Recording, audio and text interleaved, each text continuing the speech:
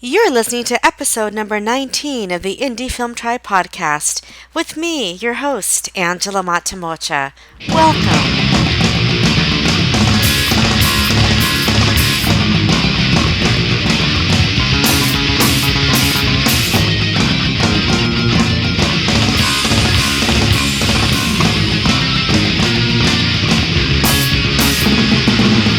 Hi there. Hello, hello, good people.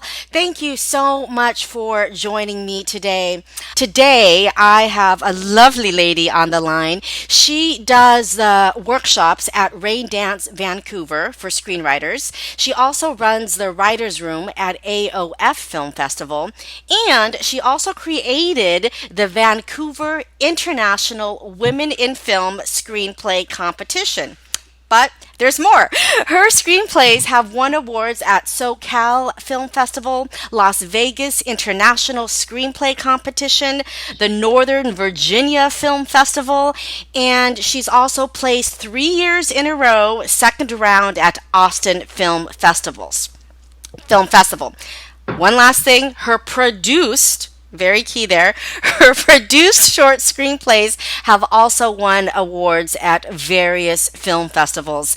And not only that, she is my first Canadian on the podcast. Ladies and gentlemen, Michelle Muldoon. Thank you. I feel honored with that. That's fantastic to be the first Canuck. Right. I was Right. like, okay, gosh, there's a few more coming up, but you're number one. Thank you so much for being here, Michelle. This is so awesome to have you. I'm completely honored that you would actually even ask. It's very rare that we get to actually sit down and talk about screenwriting, just one-on-one and share the information. So this is a blessing. Ah, gosh. Well, you know what? Let's just jump right in because you are a screenwriter and you also work with emerging screenwriters. Tell me, what is it that you love about A, being a screenwriter, then we'll piggyback with B, working with emerging screenwriters? What I love about being a screenwriter is actually the solitude of it that is not solitude. In other words, I enjoy sitting down in my own environment, just having the point where time stops and it's just me at my laptop. But eventually, as I start typing, I'm no longer alone. I'm with the characters I'm creating. And it's that weird combination of the two that is really immensely satisfying to me. I completely understand that, completely. Then what about writing or working with emerging screenwriters? Their enthusiasm's contagious.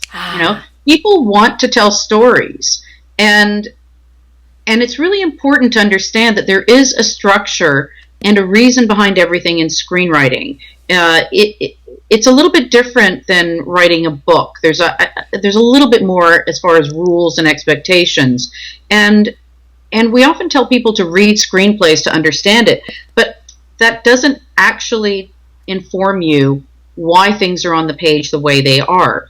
And that's what I enjoy. I enjoy because I feel like we're unlocking the mysteries of why that worked.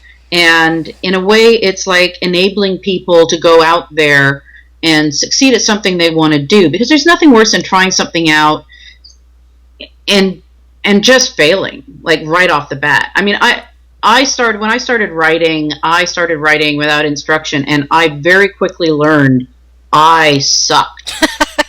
Okay? I sucked.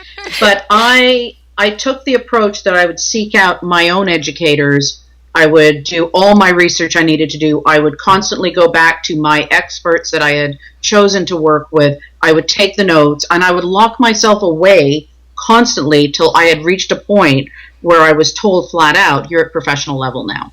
Like that was the goal. But I come from a competitive background, so that was kind of easy for me. It's not easy for everybody else.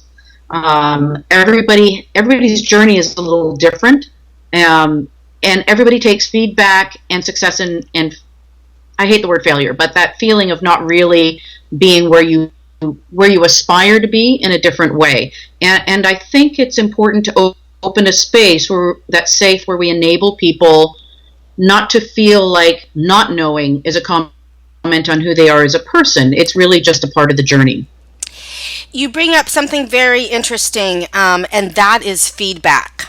Getting feedback on scripts, and I'm sure this can be a very tricky place to be. What is your sort of experience with either giving feedback and or receiving feedback? How do you look at that? I look at it differently now than when I started, and I think that is also something that we have to accept as an evolving part of the journey. When you first start out, you get feedback, and you think you have to use everything. Like, all of it's relevant, everybody's feedback's right, what do I do, how do I make this work? And there is an old age saying, all feedback is good feedback, and I don't actually personally believe that's the right way to phrase that. All feedback is good feedback in that it shows people care enough to give it to you. But your job as you develop as a writer is also to sift through that feedback and try and determine what is feedback based on how that person would prefer they wrote the story versus what is feedback that actually helps you write your story. Because there is a difference. And it has to be something that you can incorporate now. Some of that feedback may still be good feedback 2 drafts later. You may not see it now because there are other issues that you have to change in your script.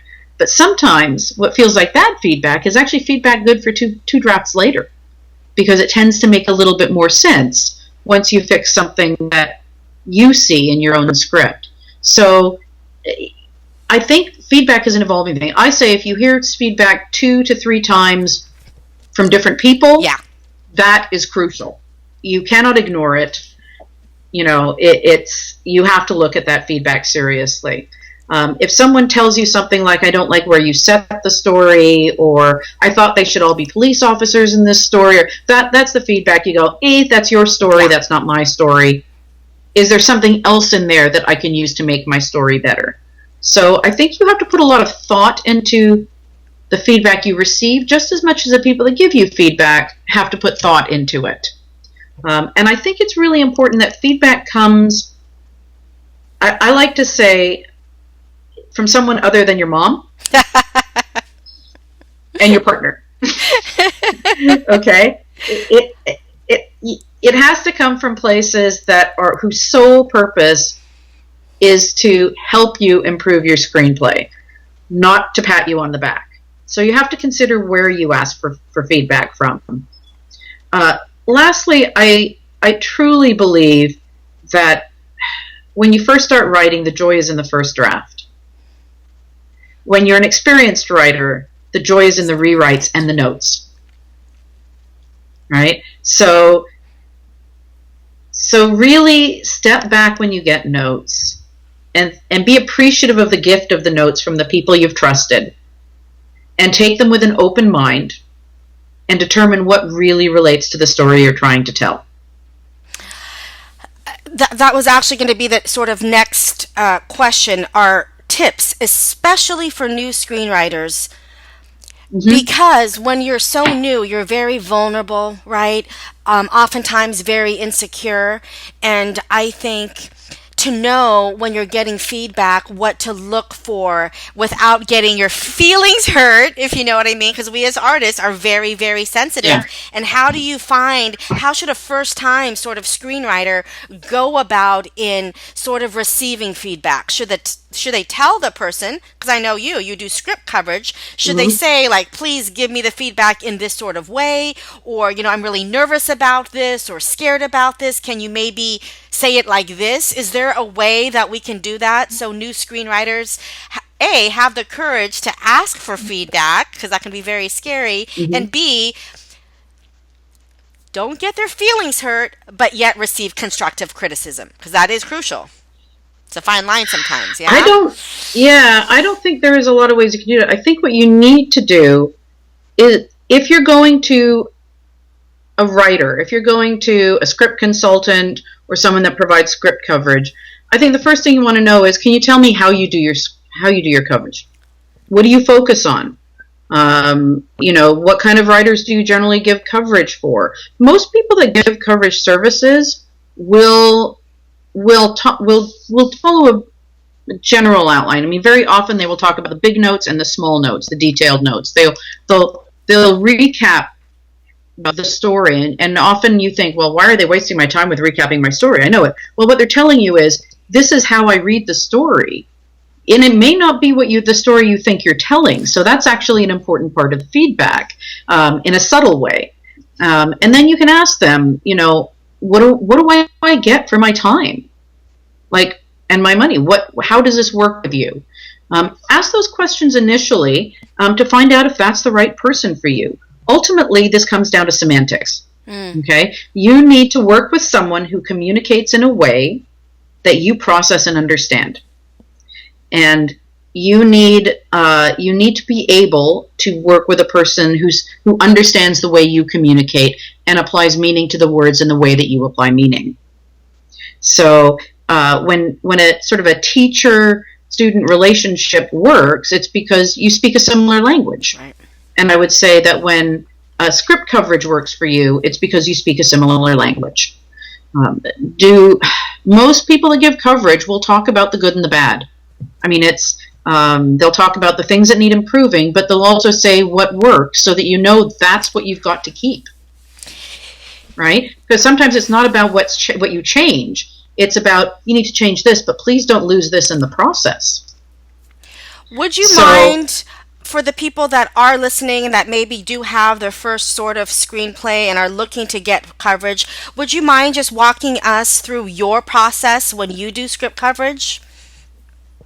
Mine's a little different because it's most of the people doing coverage provide a choice of written report or phone call, one or the other. There are some people that are absolutely amazing at this job out of LA, in particular.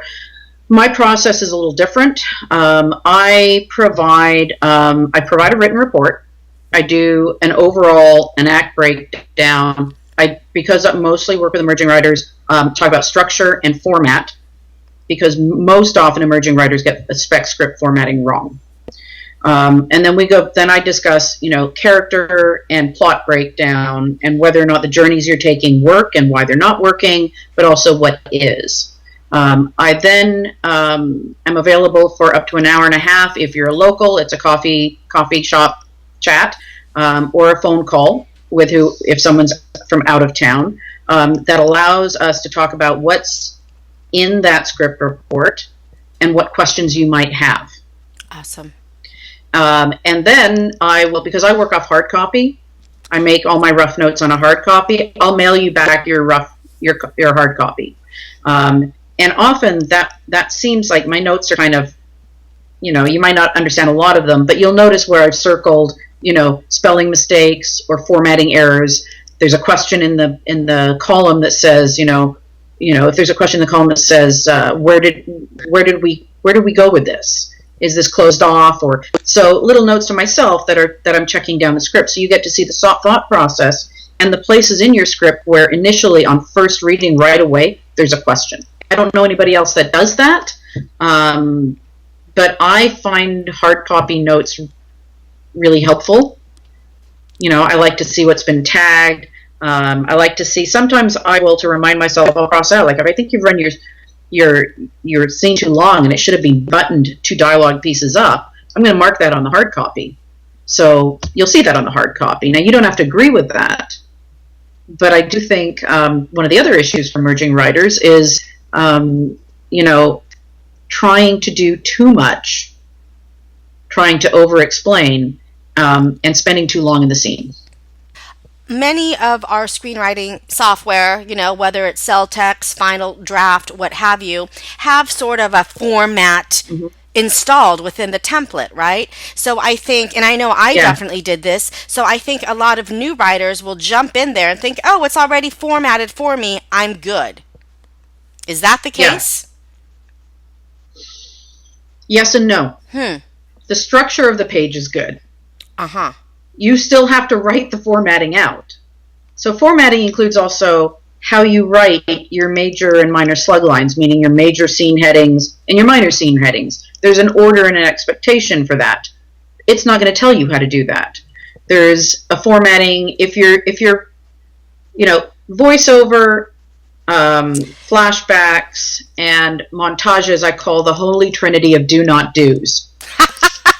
Just don't do them, okay? But if you insist, you need to know how to format that. Final Draft is not going to tell you how to format it.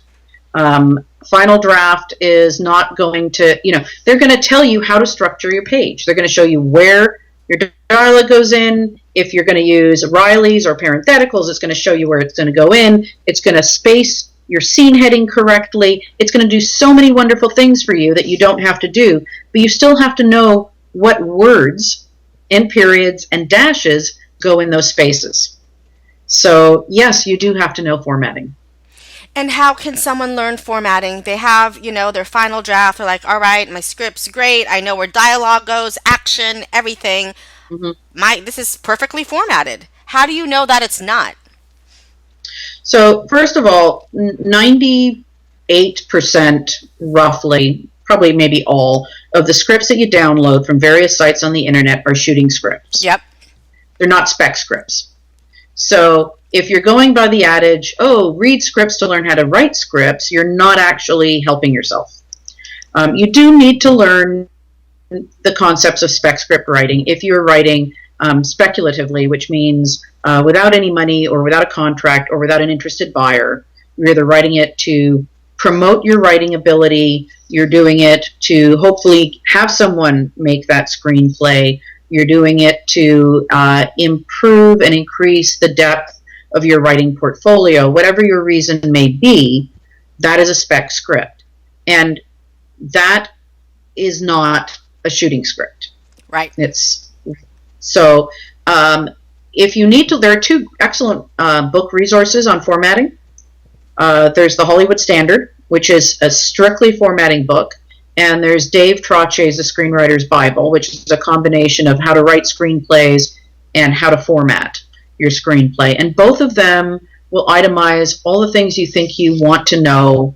How do I do this jump cut? How do I put a cell phone call in my screenplay?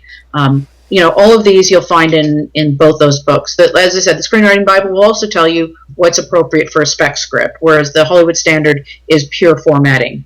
That's it. Now, you mentioned a shooting script, and I know I didn't mention this in the introduction, but you also direct. So one of the things I want to sort of veer next into, has your experience directing informed you as a writer and vice versa? Oh, absolutely.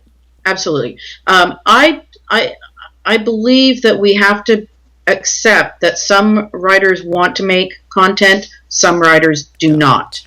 However, I think all writers should be involved with making at least one short film, whether it be as a writer-producer because they don't want to direct, or as a writer who brings in a producer and a director for their own short, or a writer who wants to expand in directing. But it will teach you about what you're asking other people to do.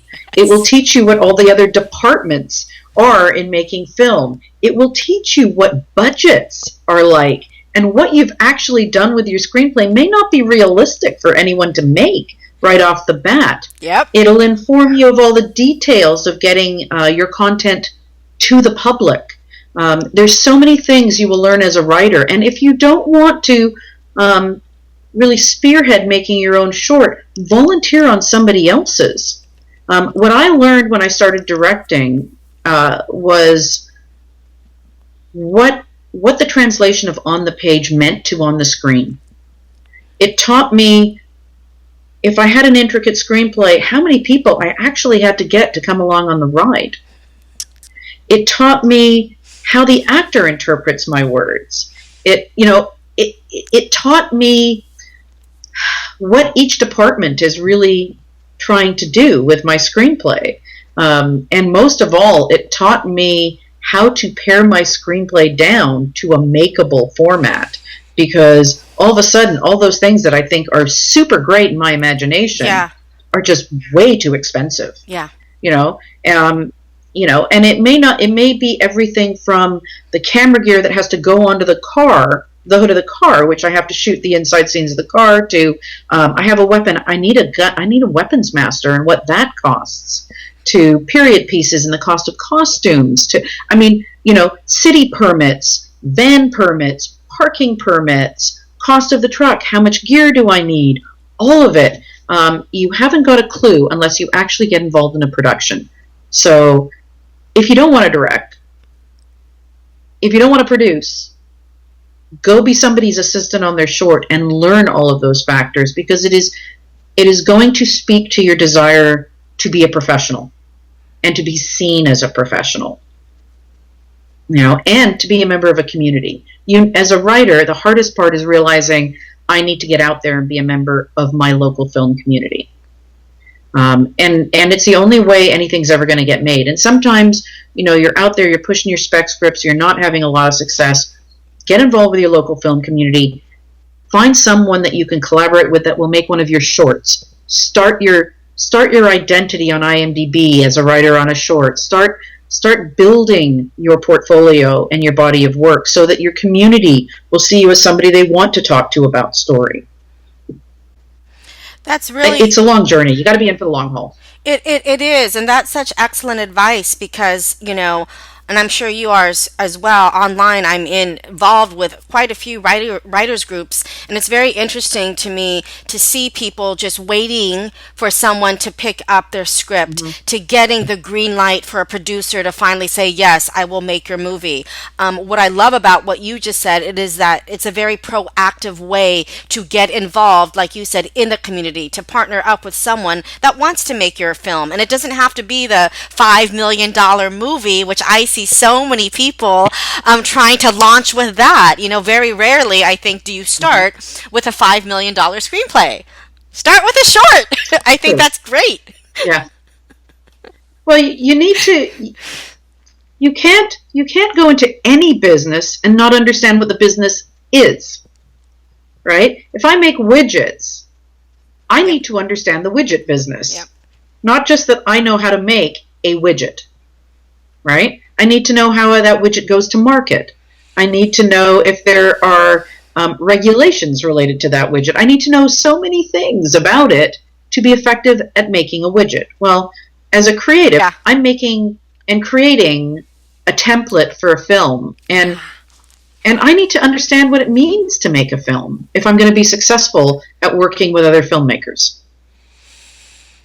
Talk to me, if you would, about one of your biggest struggles in screenwriting when you're writing, and how you, over the years, have learned to either overcome these struggles or let them be and turn into something else. What do you do when you come up against difficulties in your screenwriting?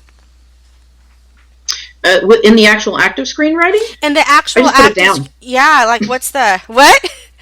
I just put it down. I don't believe in the whole tortured artist thing. I think, you know, if you're blocked for a reason, and probably because your subconscious is working through trying to figure out how to get your character out of that mess. And it's okay to step back from the work and let your subconscious work at it. And sometimes that means just doing writing exercise. It's a great opportunity to write a short. Doesn't take you long to work on the short. You write your short, you come back to your feature, and you take another look at it with fresh eyes. If I'm struggling with a screenplay, sometimes I will sit down with somebody I know and we'll just talk about the story. And so that's the point where you're talking with another professional, whether it's an actor or a friend who produces or directs, and let them just riff on the story, like brainstorm that conversation.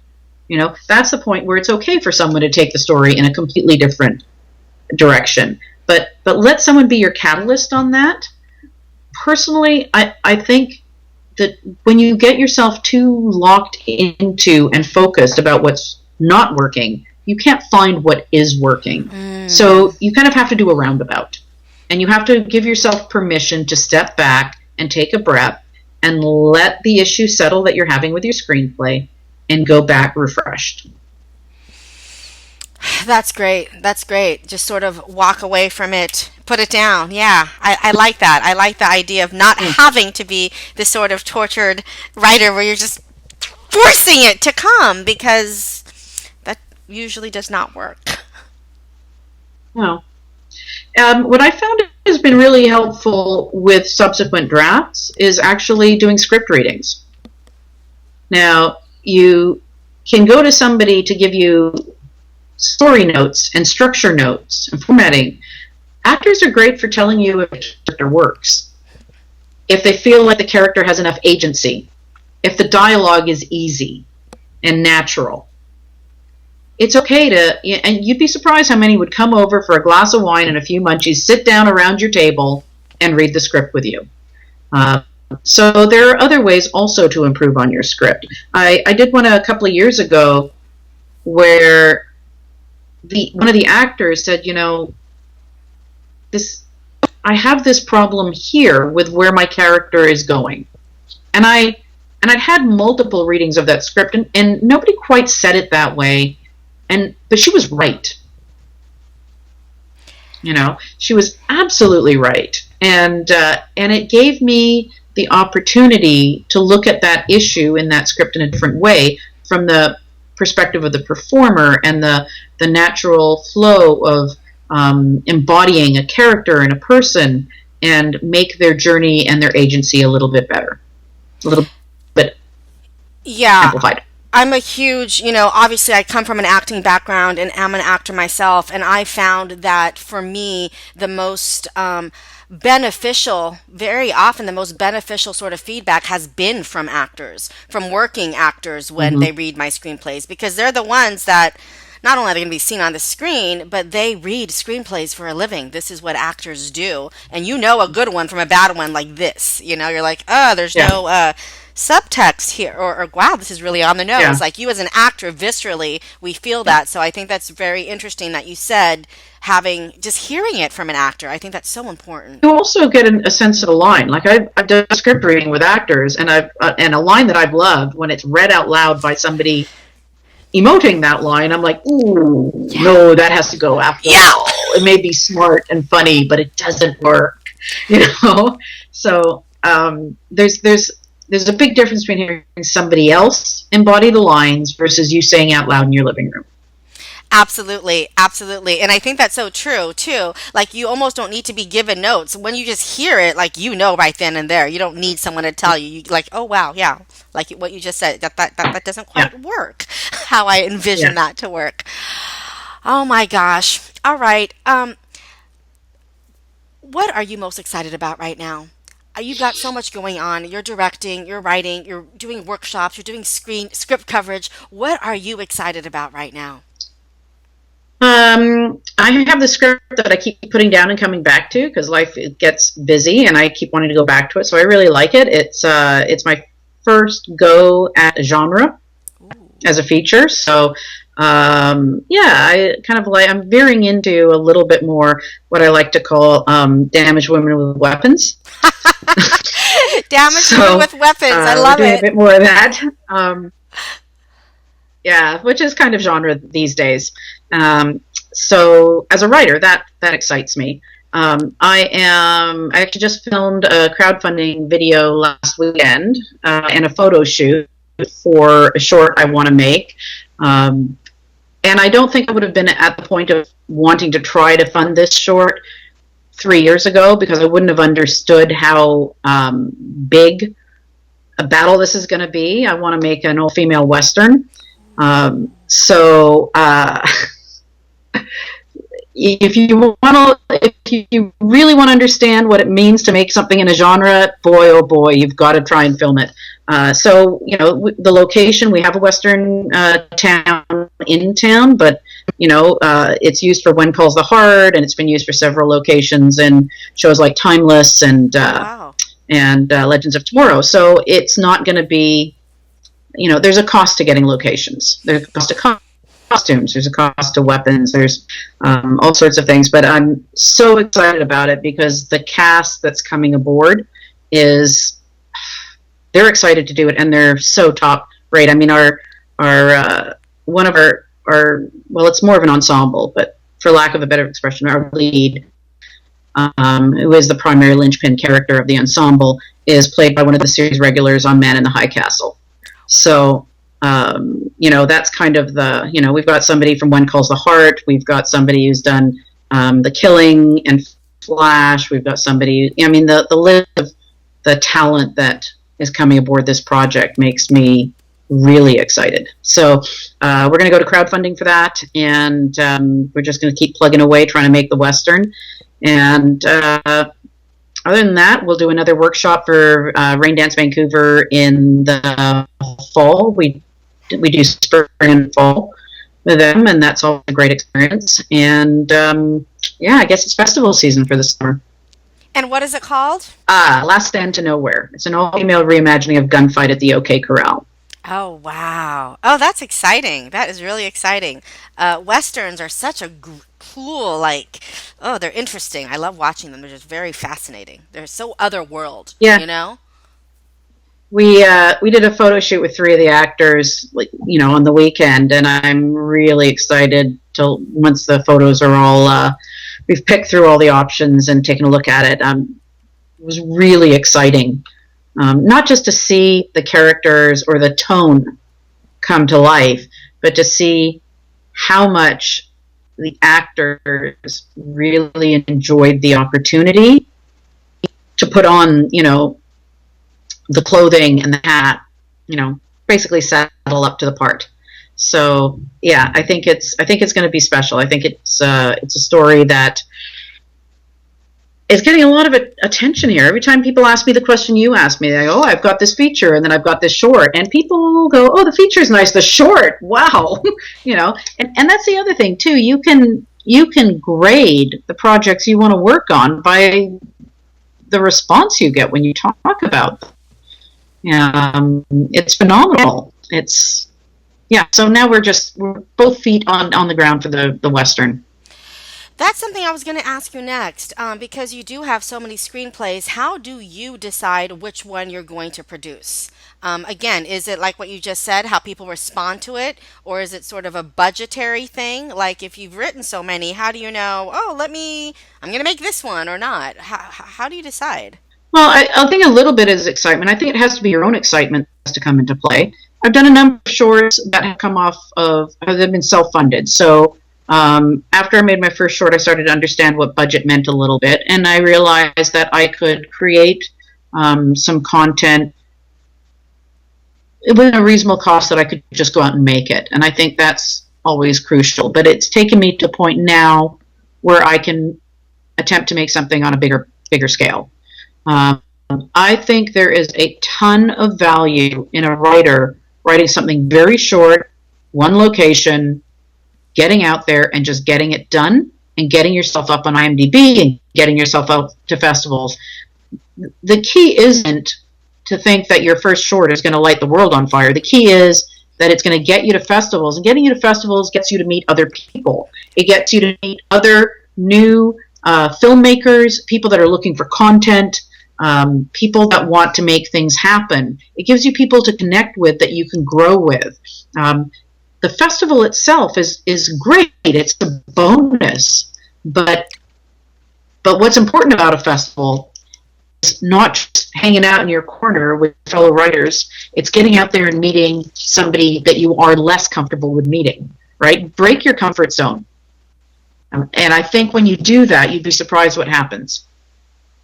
I love that. I love that. That's so true. And I was going to ask, do you think, and do you tell this actually to your students when you're working at Raindance? How important is it for emerging writers to write with budget in mind? I don't think you should initially. I think emerging writers need to write, and they need to learn from everything they write. So, when for instance, in the day when we start talking about what is, what goes in your character introduction, what goes into, those action sequences and descriptions. Very often when we talk about how, if you're smart about it, you're actually telling the director exactly what their shot list should be. Things like that, the little things about writing a screenplay that emerging writers don't think about. You get to see these light bulbs go on. So the important thing is that they need to take that information and they need to practice it. Writing being rewriting, being more writing. Those are all your steps to learning. Those are your exercises. Those are your opportunities to play with words, play with concept, play with ideas, play with imagery, play with tone. And all of that needs to be done to get better. So I think an emerging writer needs to write. That's the number one rule. Yes. Yes, I agree 110%. Now, for those people, listening that can't get to your workshop at Raindance, but maybe want to work with you or have you read their script or get some script coverage, where can they go? How can we find Lady Michelle Muldoon? You can find me a couple of ways. I do have a WordPress site. Interesting enough, I put it up like a few years back and thought it would be sort of one of those temporary things, and it's still there because I like to use it as both a blog and a website. And that is Michelle Muldoon, MULDOON, at, michellemuldoon.wordpress.com. And you can find me on Twitter at Paisley Media 2. So Paisley Media is a company I make my films under, so that's hence my Twitter handle. But yeah, you can contact me. My email's on the website. Feel free to email me. It's not a problem at all. I want to just take a moment and acknowledge you. First of all, for those of you listening, Michelle and I met years ago at Action on Film Festival. And one of the things that I just love about you and want to acknowledge you for is the fact that you are such a people person and you are so strong in community and gathering people together and connecting people together. And you also are so giving. You give your time at festivals. You give your time to teach people. And I just think that's such a beautiful element, such a beautiful thing about you. And I'm just so grateful that you do that. Thank you. Oh, you're welcome. I think it's something that we all should be a part of. I mean, this journey is not an easy journey. And let's be honest, we all come with passion. We will all have a different journey. Some will be more successful than we dreamed of. Some will get what we dream about, and some will not. Yeah. Some call it a calling. I call it just a passion. And honestly, when one of us succeeds, we should all feel we've succeeded because it is a part of that community. We're not competing. You write a different story than I write. Yeah. They want your story or they want my story. It's not based on one being better or worse than the other. And even if we're in the same genre and we do the same sort of a parent story, we both do the rom-com, right? We both, it's not that what makes a story original is us as individual writers. Yes. Right? And it's not a competition in that respect. We either resonate with that producer or we don't. And actors go through the same thing with auditions, right? I mean, you can have 20 people walk in for a part, and they could all nail that part in different ways. It comes down to what does the producer want, and how does that part and that performance match up with all the other pieces of the puzzle. And I think for writers, it's the same thing. We have to stop feeling competitive with each other and start celebrating each other's journey because it is too hard on your own. And that's one thing that's just so obvious about you, that you do celebrate other writers. I never feel you really want everyone to win and succeed, and I just love that about you. So thank you so much. Thank you.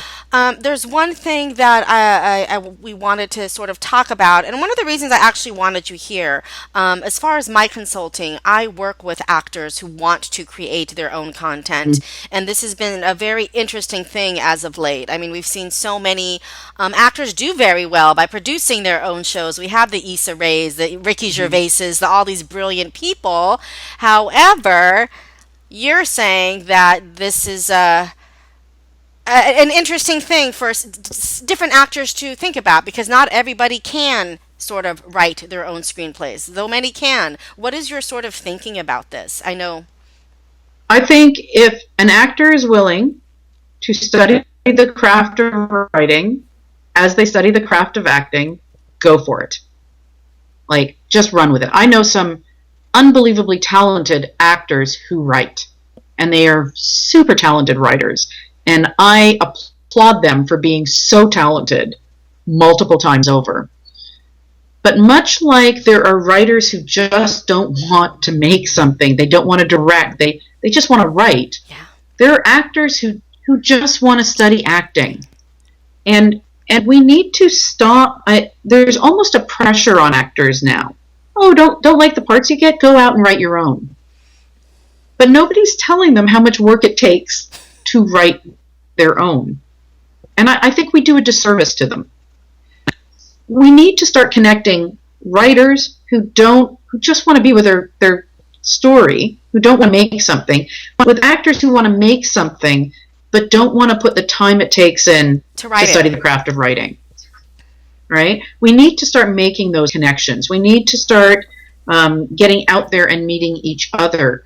Going to a writing event is great because it inspires you to be around people who follow the same journey. But it is not necessarily the only way to also enhance your journey. Yes, you may hear from a writer, oh, I heard so-and-so is looking for this kind. That's your genre. Why don't you go for it? But if you want to make something, you need to go where actors, directors, and producers are.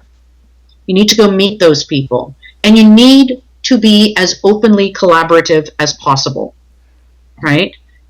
And we as a community who know actors, like I have a lot of actor friends, we need to say to them as well, it's okay not to want to write, but you can still make something. You can self-produce. How do we make that connection? Yeah. You can self-produce. Yep. There's a lot of benefit for an actor learning to produce. There's a lot of benefit for them in the way that it is for a writer. So we need as a community to start connecting people. We need to connect people with talents and skills that can make projects happen.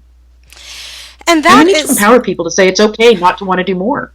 Right. Because I think we are in this age of all these of hyphenates, even in the entrepreneurial world and authors, there's just so many people that do so many things. But one of my questions is, I guess, and this is like one of my missions is as well, is how do we connect these people? How do we find a producer here, a writer here, an actor here? You know what I mean? And get them together when we're all over the world. You're in Canada right now. I'm in, Los Angeles. How do we make these connections happen so it actually seems doable? I think people get like, well, where am I going to meet these people? Once or twice a year, I get somebody commenting how they want to make something, and I will often say, I have a database of writers from the competitions I've worked with. If you want something, I can put a call out. I don't even know if we've made a match on that, but at least we've gotten the dialogue happening. I think so. Those of us who are committed to that concept of community, we need to do that first of all. Secondly, I think we have to start empowering each other to say, I'm looking for someone who wants to make content, and I don't want to make it on my own. Like, you need to have that in your conversation with people. It's not just what are you working on now, which is sort of the standard. Hi, my name's so and so. What are you working on now? Yeah. You need to segue that conversation into, I'd love to talk to you about making content. Do you want to go for coffee? Can we connect it outside of here? You have to further those discussions, and I think we can create spaces for people to make those connections. But ultimately, everybody in film needs to think, especially in indie film, needs to think of themselves as a small business. Yep. And you need to empower your small business to meet the people that helps your business further, and to have those dialogues. And part of what we need to teach to emerging filmmakers and writers and actors is this is the dialogue you have to have. So I think it behooves all of us who are in a position to instruct and to help to emphasize that conversation as well. For all the actors that are listening, this is one thing I tell my actors all the time is to go to film festivals. And I would love for people to hear your idea about this as well, because Yes. I know you're a big fan of film festivals too, as far as community. If you want to go meet a producer, Yes. writers, right? I am amazed at how many actors haven't figured that part out. Right? Amazed. Yes. You know, I am amazed at the amount of actors that don't go to a festival in their hometown when it's their film that's playing. They should go every single time. And you should go to the after party. Yeah. You know, and you should meet people. And you should have a drink with them. And you should talk about things with them. And you should get to know them because they're work for you. Right? This is what I believe. I believe that the studio system has actors do a press junket. I believe that for the actor in indie films, social media is their press junket. I think making a film, so many actors are so focused on the craft of making a film, and I understand it because You have to be. they Yeah. are opening up, they're bringing their emotions to the surface to create something, and it's a very, very delicate and special environment that they're in. I mean, I think actors do not get enough credit for the risk that acting is. But that's not what's going to, like, doing that one part isn't the end of the journey for the actor. Because if you've done a great job at it, if you've created something truly authentic with your director and your cinematographer, and your people are going to notice, they're going to want to talk to you. And the people that want to talk to you may be the people that will give you your next job. Or it may be that writer that you sit down with and connect with and you feel safe with, and you can say, I'd really like to read something you've written. You know, do you have any shorts I can read? I'd love to read a short you've written. That's a great way to start that conversation. I think the journey is so circuitous and so multifaceted that we need to get, thank you, we need to get out of this belief that it's one thing. It's the act of doing. It's not the act of writing. It's not the act of acting. It's the act of being within the environment that makes the difference. It really is. I think it was last year. I was at the Beverly Hills Film Festival watching a feature film, and there was a Q&A afterwards, and one of the people in the audience asked the director how they found their lead actress. She was really incredible. And what he said was, I was actually at a film festival, and I saw her in this film, and she was there, ba-bum. And I just thought, like, gosh, I wish more actors would. You just never, you don't know an actor, a writer, director, where your next opportunity can come from. And again, that's one of the things that I love about you, because you're such a fan of community and putting people together. Because at the end of the day, no one makes a film alone, right? No, never alone. No. I've never actually done a casting call. Right. See that? Actors Right? that are listening, hear that? She's a director that's never done a casting call, but has made movies. You know, I've made 3 shorts. I've never done a casting call. 3, yeah, 3. The Western will be my 4th. I still haven't done a casting call yet. I spent it like in Vancouver. I don't know where, and this is something writers should look into. In Vancouver, we've had a number of script reading nights organized. One is the Cold Reading Series, and another one was Final Draft. It was in town for like 12 years. And the idea is that writers could submit their work, and they would do a cold casting the night of, and you'd get your words read in front of an audience, right? And I think there are events like that in multiple communities. Yes. And, you know, I didn't just submit. I spent 2 years as a volunteer. So I helped out on the casting table for a couple of years. I got to meet every actor coming through. And I got to watch actors read different scripts, and I got to have a beer after with them and get to know them and meet them. And honestly, you know, there's a lot to be said for meeting someone, feeling a connection with them and going, you know, I want to work with you. You know, or I have a character that would really work for that. I made a 3-minute short with one actor. I chose that actor because I met her through one of those cold reading nights. And she walked in, I went, that's my character. I need to meet her. Because I've never seen that character before. I might have to make this short after all. It'd been sitting in my back pocket for 4 years. And it was a reasonably priced thing to make. That film's screened 11 times now. So, you know, you've got to be out and about. You've got to get out and be willing to meet people that don't do what you do. Writers don't just meet other writers. Actors don't meet just other actors. Yes. You know, directors don't just meet other directors. You know, meet the other people, meet the costume and makeup people, and, you know, go out and, you know, you don't know a lot of visual effects guys, go meet them at an event, you know, like, make it your mission to walk away meeting somebody that doesn't do what you do. I love that. Make it your mission to meet someone that doesn't do what you do. Yes. That's beautiful. That's beautiful and so well said. So, again, to all our listeners here, for me, one of the big takeaways from this conversation with Michelle is the importance and the power of community, of being, as you just said, out and about, although you did not say a boot, which surprised me. You said about. Sorry. But yeah, I agree I'll with finish you. with a sorry. Sorry, right?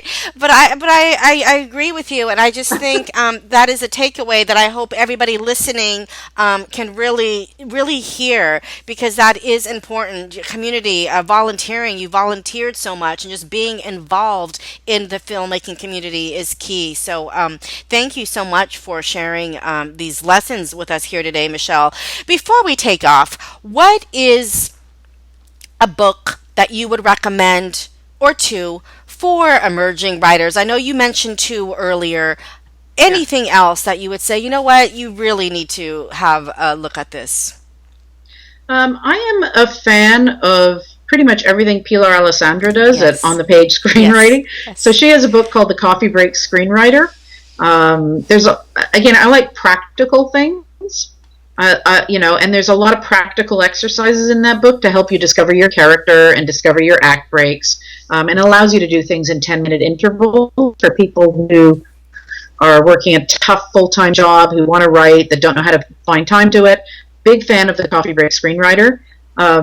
William Akers wrote a book called Your Screenplay Sucks, and I love that book. I love it because it's another practical guide. What does it mean to write in an active voice? How do you change your action sequences to, you know, heighten the effect of your words? What does tone mean? Again, a very practical book, and I really love it for that reason as well. So I would probably list those two. All right. Before we go, at this time, just for fun, do you think you, Michelle Muldoon, do you feel or believe that you were put on this planet at this particular time for a specific reason, or do you think it's just sort of random that you're here right now? In this interview here right now? Or on this Earth period? On this planet at this time right now. No, I don't. I think we are all given opportunity, and it's what we make of it that matters. I don't know why I'm here. All I know is that I get up in the morning and I have to make that day matter in some way. And that I can curl up on my couch if I want to and ignore the world, or I can have a conversation, share a coffee, write a word. I can do something. And I truly believe that we are all immortal in the way that we affect people. So when we're long gone, our influence on the people that we've touched and we've cared for and we've communicated with lives on with them and with the people they influence. And I think that is what's important. That's why I believe in community. Yeah. I believe we have a chance. We are better off by helping other people be better off. Yes. Beautiful. Beautiful. Thank you so much, Michelle, for being with me today. This was so awesome. Thank you, Indie Film Tribe, for hanging out with Lady Muldoon and I. Until next time, thank you so much. Thank you. Thank you, the tribe, too, for listening. Have a great day. You too, Michelle. Bye.